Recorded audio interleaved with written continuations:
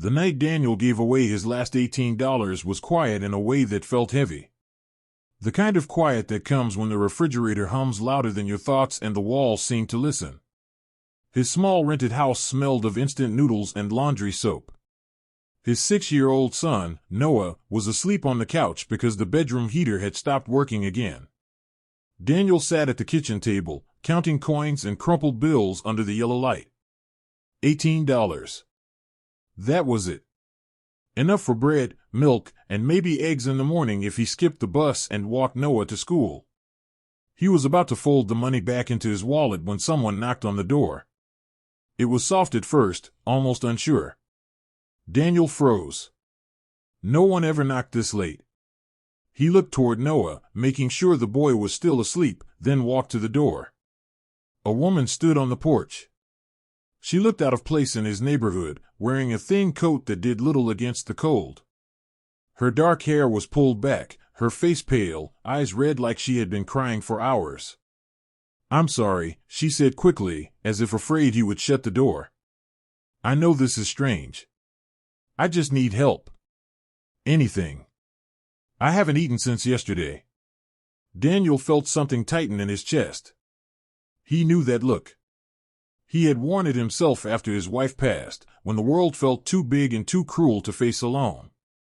"I don't have much," he said honestly. She nodded. "I understand. Thank you for even opening the door." He hesitated, then stepped back inside. He picked up his wallet, stared at the $18, and thought of Noah's school lunch. He thought of the nights they had shared one blanket. He thought of how many times he had wished someone would see him, really see him. When he returned, he pressed the bills into her trembling hand. "It's all I have," he said. "There's a diner 2 blocks down. They're kind." Her eyes widened. "Sir, I can't take this." "You can," he said gently. "You need it more tonight." Tears spilled down her cheeks. She closed her fingers around the money like it might disappear. "You have no idea what this means." She paused, studying his face, then added softly, "I won't forget this. My name is Lena." Before he could respond, she turned and walked into the darkness. Daniel closed the door and leaned against it, his heart pounding. He did not feel heroic. He felt scared. He went to bed wondering how he would explain an empty fridge to Noah in the morning. The next day began like any other. Noah complained about his shoes. Daniel made toast from the last 2 slices of bread. He walked his son to school, smiling through the worry pressing behind his ribs. When they returned home that afternoon, Daniel stopped in the middle of the street. 5 black SUVs were parked in front of his house. They were large, glossy, and completely wrong for his quiet block. Men in dark suits stood near them, talking into earpieces. One of them noticed Daniel and turned. "Mr. Daniel Harris?" the man asked. Daniel's mouth went dry. "Yes." "Please do not be alarmed," the man said, raising a hand. "We are here to speak with you." Neighbors peeked from windows. Noah gripped Daniel's hand tightly. "What is this about?" Daniel asked. Before the man could answer, the front door of one SUV opened. A familiar figure stepped out. It was the woman from the night before. She looked different now. Her coat was replaced with a tailored jacket. Her posture was straight, her face calm and composed. But her eyes were the same. "Dad?" Noah whispered, confused. The woman smiled gently. "Hello, Daniel."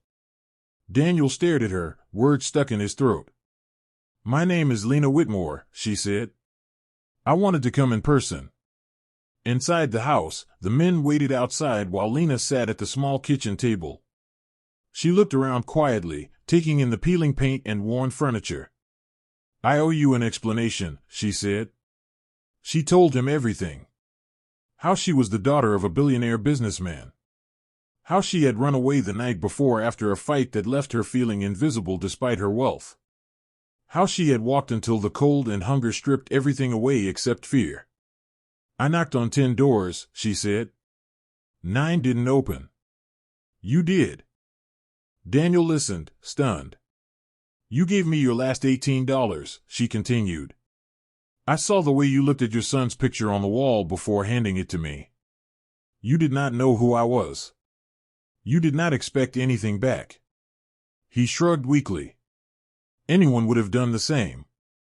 She shook her head. No. They would not. She slid an envelope across the table. I will not insult you with charity, she said. But I want to help. This is a scholarship fund in your son's name. It covers his education. All of it. And there is a job offer for you with my foundation. A real salary. Stability. Daniel's vision blurred. Why? Because kindness should not punish the kind, she said softly. Weeks later, life felt different. The fridge was full. The heater worked. Noah laughed more. Daniel worked hard, never forgetting where he came from. Sometimes, late at night, he thought about that knock on the door and the $18 that changed everything. And every time he did, he knew the real reward was not the money, but the proof that even in the hardest moments, kindness still mattered.